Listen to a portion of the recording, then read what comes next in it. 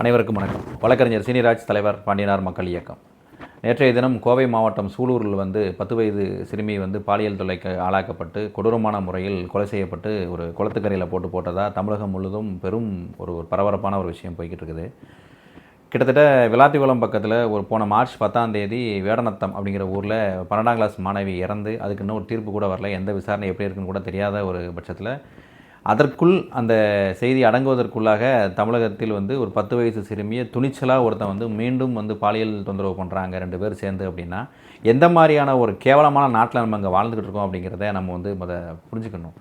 கிட்டத்தட்ட சக மனிதனை மனிதனாக பார்க்குறது கிடையாது, ஒரு அக்கா தங்கையாக பார்க்குறது கிடையாது, அம்மாவாக பார்க்குறது கிடையாது, எந்த உறவு முறையாகவும் பார்க்குறது கிடையாது. போதை உட்கொண்டுட்டா அப்படின்னா ஒரு மிருகமாகவே மாறி ஒரு கொடூரமாக இருக்காங்க. 10 வயசு ஒரு குழந்தைய ஒரு ஒரு ஒரு பாலியல் தொல்லைக்கு ஆளாக்கக்கூடிய அளவுக்கு உனக்கு ஒரு மனநிலைமை இருக்குன்னா என்ன மாதிரி ஆளுங்கடா நீங்கள்லாம்? உங்களை எப்படி தான் கண்ட்ரோல் பண்ணுறது? இதில் ஆட்சி மாறிடுமா? மக்கள் இதை புதுசாக ஒரு கவர்மெண்ட் வந்துச்சுன்னா எல்லாம் மாறிடும், சிங்கப்பெண் படை போட்டிருக்காங்க சரியாயிரும் அப்படிலாம் சொல்கிறோம். இங்கே தனி மனித ஒழுக்கம் மாறாமல் இங்கே ஒன்றும் மாறாது, ஒரு மயிரும் மாறாது. அவன் ஃபேமிலியும் அதே மாதிரி பக்கத்தில் இருக்கிறவங்களையுமே ஒரு சக மனுஷனாக பாருங்கள், உணர்வுபூர்வமாக மதிப்பு கொடுங்க. அடுத்தவங்க பிள்ளைங்க மேலே அடுத்தவங்க பொருள் மேலே எந்த ஒரு ஆசைப்படாத அளவுக்கு நீங்கள் தனி மனித ஒழுக்கத்தோடு வாழ்ந்தால் மட்டும்தான் அங்கே குற்றங்களை குறைக்க முடியும். இப்போ இந்த நிகழ்ச்சியை பார்க்க போகும்போது அந்த இப்போ இறந்தவோட பெண்ணோட தந்தை சொல்கிறாரு, கிட்டத்தட்ட 21ஆம் தேதி சாயங்காலம் 5 மணிக்கு பொண்ணு காணாமல் போயிடுச்சு. நான் கம்ப்ளைண்ட் கொடுத்தோம் 7 மணிக்கெல்லாம் கம்ப்ளைண்ட் கொடுத்துட்டோம், மறுநாள் குளத்துக்கரையில் கிடந்துருச்சுன்னு சொல்கிறாங்க. பெரிய மாடர்ன் சிட்டி, நம்ம பெரிய கோயம்புத்தூர் என்ன பெரிய மான்செஸ்டர்ம்பாங்க, அப்படி ஒரு பெரிய நகரம்.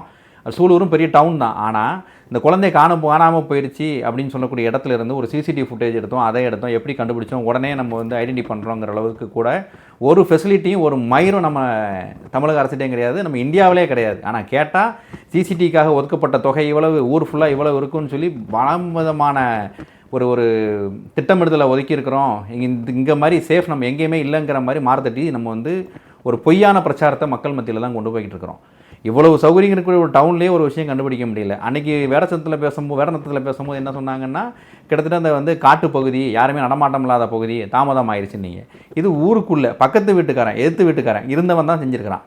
இதையும் கண்டுபிடிக்கிறதுக்கு முடியாமல் ஒரு திணறலில் தான் காவல்துறை இருந்து இப்போ 2 பேர் அக்யூஸ்டை ஃபிக்ஸ் பண்ணியிருக்கீங்க. இதில் பார்த்ததுக்கப்புறம் அந்த கொடுமை என்னென்னா, அந்த பொண்ணு இறந்து இருக்கிற அந்த பாப்பாவோட பார்த்த பேரண்ட்ஸ் செய்தியில் சொல்கிறாங்க, அவரோட தலைமுடியை வச்சே இறுக்கி கொண்டு இருக்காங்க, மூஞ்செல்லாம் காயமாக இருக்குங்க. உண்மையிலே நீங்களாம் மனுஷங்க தானா? எப்படியான ஒரு சமூகத்தில் நம்ம வாழ்ந்துக்கிட்டு இருக்கோம்னு பாருங்கள்.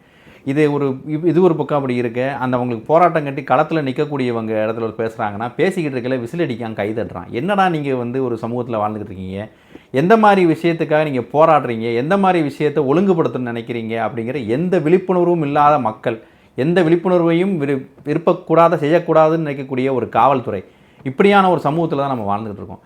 தயவு செஞ்சு இந்த பிரச்சனைக்கு உடனடியாக தமிழக அரசு நீங்கள் என்ன குழுக்கள்னாலும் அமைங்க, போக்சோ ஆக்ட் நடத்தக்கூடிய நீதிமன்றங்கள் இப்போ ஃபாஸ்ட் ட்ராக்கில் செயல்படுதுன்னு சொல்கிறோம். ஆனால் எந்த தீர்ப்புமே எந்த வழக்குமே உடனடியாக தீர்ப்பு கொடுத்ததா ஒரு சரித்திரம் இல்லை. இப்போது வருகின்ற 25ஆம் தேதி வேடநத்தம் வழக்குக்கு தீர்ப்புன்னு சொல்லியிருக்கீங்க. அதேமாதிரி தயவு செஞ்சு உடனடியாக அந்த வழக்கை விரைந்து விசாரித்து இந்த கொடூரத்தில் ஈடுபட்ட அந்த 2 கயவர்களையும் நீங்கள் உடனே தூக்கு தண்டனை கொடுங்க. அவனுக்கு அப்பீல் போகிறதுக்கு அதுக்கு டைம் கொடுக்குற இந்த மாதிரிலாம் இல்லாமல் தூக்கு தண்டனை கொடுங்க. இல்லை அட்லீஸ்ட் என்கவுண்டரில் அந்த நாய்களை உடனே பண்ணுங்கள். பண்ணால் தான் அடுத்தபடியாக ஒவ்வொரு கேஸ்லையும் நம்ம மக்களுக்கு ஒரு விஷயம் பழகிருச்சு. பேட்டி கொடுக்குறவங்க எல்லாரும் சொல்கிறாங்க, என்னோட குழந்தை கடைசியாக இருக்கட்டும், இன்னும் யாருக்கும் நடக்கக்கூடாது. எத்தனை தடவை இந்த தமிழ்நாட்டில் நடக்கக்கூடிய பிரச்சனைக்கு ஒரு வார்த்தையாக சொல்லிக்கிட்டே இருப்போம்.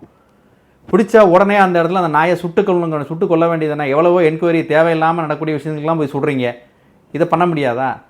இதை பண்ணக்கூடிய தேவை இருக்குது, கண்டிப்பாக நீங்கள் பண்ணுங்கள். காவல்துறை இரும்புக்கரம் கொண்டு ஒடுக்குறோம், முதலமைச்சர் எந்த தலையிடும் இல்லாமல் ஒரு சென்ட்ரல் பவராக இருக்கார், யாரும் தலையிட முடியாதுன்னு சொல்லக்கூடிய காவல்துறை இவ்வளோ தூரம் நீங்கள் யோசிக்க வேண்டிய அவசியமே இல்லை.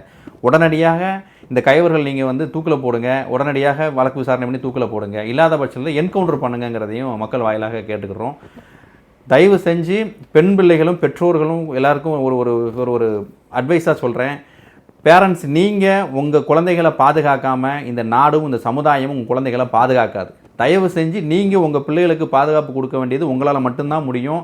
உங்கள் பெண் பிள்ளைகளை அக்கம் பக்கத்தில் நம்பி விட்டோம், எதிர்த்து வீட்டுக்காரர் நம்பி விட்டோம், வெளியில் கடைக்கு போகிறதுக்காக இன்னொருத்தட்ட பழக விட்டோம், சும்மா எப்பவும் இருக்கிற இடம் தான் நினச்சோன்னு சொல்லி தயவு செஞ்சு அசால்ட்டாக அதை கடந்து போகாமல் உங்கள் பிள்ளைகளின் பாதுகாப்பை நீங்கள் உறுதி செய்யுங்க.